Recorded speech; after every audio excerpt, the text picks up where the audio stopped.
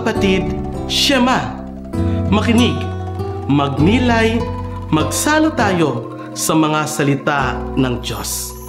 Ako po si Father Eric S. Oliague, OFM ng Kapatirang Franciscano dito sa Pilipinas at kasalukuyang guardian ng Our Lady of the Abanton Parish, Santa Ana, Manila. Ngayon po ay pagnilayan natin ang mabuting balita para sa dakilang kapiyastahan ng Kristong Hari. Pagdating ng anak ng tao bilang hari kasama ang lahat ng anghel, uupo siya sa kanyang trono ng kaluwalhatian. Titipunin naman sa harapan niya ang lahat ng tao at sila'y kanyang pagbubukod-bukorin, tulad ng ginagawa ng pastol sa mga tupa at mga kambing. Inilalagay nito sa kanyang kanan ang mga tupa at sa kaliwa naman ang mga kambing. Kaya't sasabihin ng hari sa mga nasa kanan niya, "Hali kayo mga pinagpala ng aking ama, pumasok kayo at tanggapin ang kahariang inihanda para sa inyo mula pananlikhain ang daigdig, sapagkat ako'y inyong pinakain nung ako'y nagugutom. Ako'y inyong pinainom nung ako'y nauuhaw. Ako'y isang dayuhan at inyong pinatuloy. Ako'y walang maisuot at inyong dinamitan. Nagkasakit at inyong dinalaw. Nabilanggo at inyong pinuntahan." Sasagot ang mga matuwid, "Panginoon, kailan po namin kayo nakitang nagutom at aming pinakain, o nauhaw at aming pinainom?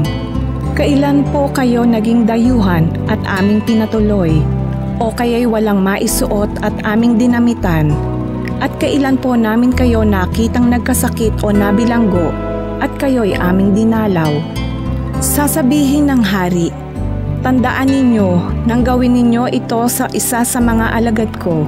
Siya man ang pinakahamak, ako ang inyong tinulungan." Sasabihin naman niya sa mga nasa kaliwa, "Lumayo kayo sa harapan ko. Isinumpa kayo sa apoy na di namamatay na inihanda para sa dyablo at sa kanyang mga kampon. Sapagkat hindi ninyo ako pinakain nung ako'y nagugutom. Hindi ninyo ako pinainom nung ako'y nauuhaw. Hindi ninyo ako pinatuloy nung ako'y isang dayuhan. Hindi ninyo ako dinamitan nung ako'y walang maisuot. Hindi ninyo ako dinalaw nung ako'y may sakit at nung ako'y nasa bilangguan." At sasagot din sila, "Panginoon, kailan po namin kayo nakitang nagutom, nauhaw, walang matuluyan, walang maisuot, may sakit o nasa bilangguan na hindi namin kayo tinulungan?" At sasabihin sa kanila ng hari, "Tandaan ninyo ng pagkaitan ninyo ng tulong ang isa sa pinakahamak sa mga ito. Ako ang inyong pinagkaitan. Itataboy ang mga ito sa kaparusahang walang hanggan, ngunit ang mga matuwid ay magkakaroon ng buhay na walang hanggan." Sa araw na ito ay pinagdiriwang natin ang solemnidad ng Kristong Hari, ang isa sa pinakadakilang selebrasyon ng ating simbahan. Mga kapatid, kapag sinabi natin ang salitang hari, may kasabihan tayo na ang utos ng hari ay hindi mababali. Ibig sabihin, ang hari ay nagtataglay ng kapangyarihan, na ang hari ay nagtataglay ng katatagan at higit sa lahat, katibayan. Kaya nga, kung titingnan natin ang kultura ng tinatawag nating kanluran, sila ay may konsepto na ang hari, mga kapatid, ay may koronang ginto, na dadamitan ng magaganda at maaayos, pinaglilingkuran, may isang malaking palasyo, maraming alipin, at higit sa lahat, lumalakad sa red carpet. Kung ating titingnan ang paghahari ng ating Panginoon na ipinagdiriwang ngayon natin, si Kristong Hari, masasabi natin na maglaki ang pagkakaiba. Si Kristo na ating hari ay kinoronahan ng tinik. Si Kristo ay binalabalan ng purpura, binigyan ng tungkod subalit isang walis. At higit sa lahat, hindi siya nakakain ng masarap, pinainom pa ng suka nung siya ay nagsabing, nauuhaw ako.